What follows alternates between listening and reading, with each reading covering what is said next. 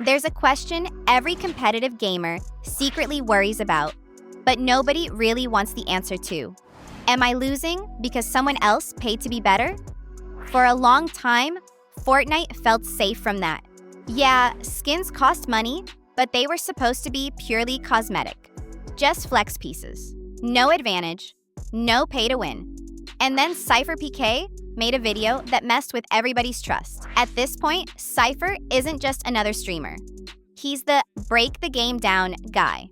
The one who slows clips, explains angles, points out tiny things most people miss. So when he says, hey, these skins might actually give you an advantage, people pay attention. He starts digging into certain outfits, slimmer models, darker colors, smaller silhouettes. He shows how some skins blend into the environment just a little too well, how certain designs make your hitbox feel harder to track. Nothing outrageous on its own. But when you see it side by side, back to back, pattern after pattern, it stops feeling like a coincidence. Suddenly, cosmetics don't look so cosmetic anymore. In the video, he's just doing what he always does, pointing out how the game really works under the surface. But viewers don't just see a breakdown, they see a threat to the whole idea that Fortnite is fair. Comments start flooding in. Wait, so I'm at a disadvantage because I don't buy that skin? This is literally pay to win. So Epic is selling power now? People clip the most dramatic moments. They post them on Twitter, Reddit, Discord. Nobody shares the careful explanations, the nuance, this is a small advantage, but it exists part. They share the shocking visuals. The skin vanishing into shadows. The tiny character model peeking over cover. Gaming sites pick it up. Headlines appear saying things like, SypherPK accuses Fortnite of being paid to win. And just like that, a YouTube video turns into a bigger narrative. Is Fortnite secretly paid to win? And did a top creator just prove it? Now the community starts to split. Some players are grateful. They say Sypher is doing what Epic won't, exposing design choices that nudge people toward spending money. They see him as the whistleblower, the guy willing to stress his relationship with the devs to tell the truth. Others go the opposite way. They're tired of hearing his name attached to every major argument about the game. SBMM, bots, matchmaking, and now this. To them, it feels like he's always complaining, always stirring the pot, always turning normal design decisions into outrage content. First, he ruined matchmaking, they say. Now he's trying to convince everyone Fortnite is pay to win. The conversation stops being just about skins and starts being about him. Did he go too far?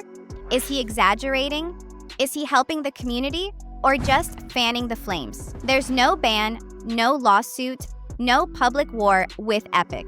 But the fallout is more subtle and long-lasting. A chunk of the player base starts looking at the item shop differently. Every new skin release sparks comments like, okay, what's the advantage on this one? And every time Sypher talks about game balance, people remember that video. That's why this moment mattered. It wasn't just a breakdown of character models. It was a crack in the illusion that Fortnite was purely cosmetic, fan service fun, and it cemented Sypher as something bigger than a gameplay YouTuber. To some, he became the guy who tells you the uncomfortable truth about the game you love.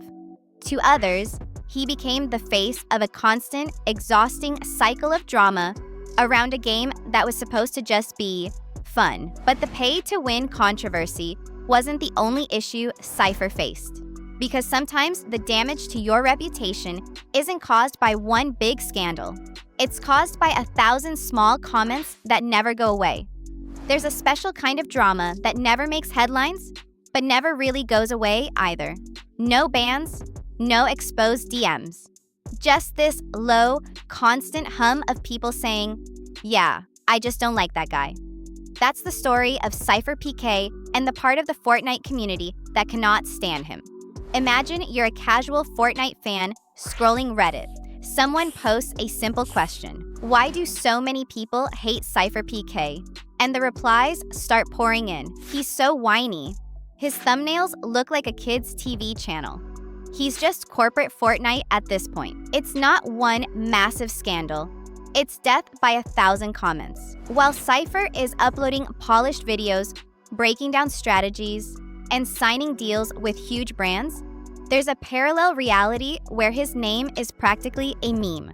Threads pop up regularly, people venting about his voice, his energy, his sponsors, even the way he titles his videos. To his fans, he's the guy who made Fortnite understandable. The one who taught them how to build, rotate, survive late game. The guy who never needs to scream or get toxic to make good content. But to his critics, all of those same traits look very different. The calm tone? They call it boring. The educational style? They call it robotic. The sponsor-friendly image? They call it fake, brand-safe, Disney creator energy. And every time he speaks up about the game, whether it's bots, matchmaking, or skins, that hate intensifies. If he complains, people say he's ungrateful and spoiled. If he's positive, they say he's defending Epic to protect his deals. In their minds, there's no version of him that's just a normal person with opinions. Over time, this turns into a running joke. Someone mentions Fortnite creators, and you'll see lines like, anyone but Sypher. That guy is the human embodiment of clickbait. It's not that his content is uniquely evil, it's that he represents something a certain part of the internet resents. The ultra-polished, algorithm-approved, brand-backed face of gaming. And here's the wild part. He knows this exists. Every so often, he reacts to posts from his own subreddit. He laughs at the hot takes, addresses the criticism, tries to show he's self-aware. But the wider Reddit culture, especially outside his fan base, doesn't really care about nuance. Once a creator is labeled whiny or clickbaity, that label sticks. So what's the fallout? Not a platform punishment, a perception problem. There are people who will never click on a SypherPK video purely because of what they've absorbed from Reddit threads and Twitter replies. They've never given him a real chance, but they've read enough snarky comments to feel like they already know exactly who he is. And that's why this ongoing background hate actually matters. It shows how a creator's biggest enemy isn't always a huge scandal. Sometimes it's a slow, steady drip of negativity that shapes public opinion over months and years. For every new viewer who discovers Sypher as that helpful Fortnite guy, there might be another who thinks, oh, that's the whiny clickbait dude Reddit hates, and scrolls past. In the end, this isn't just a story about SypherPK.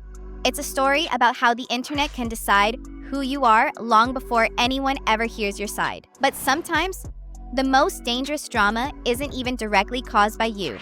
Sometimes it comes from a game of telephone gone wrong between creators. You know that moment when someone in chat says, "Yo, did you hear what he said about you?" Most of the time, it's nothing, just chat being dramatic. But in this story, that one sentence almost turned 3 of Fortnite's biggest creators against each other. This is the SypherPK, Lachlan and Fresh miscommunication saga. So picture the scene. Lachlan is live, doing his thing, talking to chat, vibing. Fresh is there too, or at least he's in the conversation. These are massive names in the Fortnite scene, right? They've all played together, they know each other, there's history, nothing weird. And then chat starts doing what chat does best, stirring the pot. Messages begin popping up like, SypherPK said Fresh fell off. Sypher thinks Fresh isn't sweaty anymore. He said you're not as good as you used to be. We got to go. According to my chat, apparently SypherPK has made the allegation that you have lost your sweatiness, Fresh. Mate, what do you have to say to these comments? Yeah. Why is Sypher talking about my sweatiness? I don't know. Apparently it was. That is the important question. I don't know. Man saying I lost my sweatiness. I came 5th in FNCS Grand Finals. Yeah, what's he doing? Yeah. I never even said that. Now, if you've watched enough streams, you know how dangerous that kind of message is. It's vague, it has no clip, no context, just a claim. But when you're live, reading comments in real time, You don't always have the luxury of stopping everything to go investigate. So Lachlan reacts. He reads it out, kind of half curious, half amused. Basically, Fresh. What do you think about Cypher saying that? And Fresh, being competitive and confident, fires back with his own response. He points out placements, performances, reminds everyone he's done better in tournaments than Cypher. It's not a full-on rage moment, but it's clear. He's not thrilled with the idea that someone's out there saying he's washed. Meanwhile, Cypher is somewhere else, streaming his own content, probably having no idea this is happening.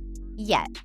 Clips start flying around. People cut out the part where chat said Cypher said this, and just show Lachlan asking, Fresh responding, and the assumption hanging in the air that Cypher talked trash first. Twitter starts whispering, why Cypher coming at Fresh? Did they fall out? Is there beef? Reddit threads appear. People analyze tone, words, faces. Suddenly, what was basically a chain of chat said that he said turns into a creator versus creator moment in the eyes of viewers. Eventually, Cypher catches wind of it. Now he has a choice. Ignore it and let people believe whatever they want, or address it head on. He decides to talk about it. On his stream and in coverage later, he makes it clear. He didn't mean to disrespect Fresh, and the way chat relayed his words wasn't accurate. What might have been a casual comment or even something completely taken out of context had snowballed by the time it got to them.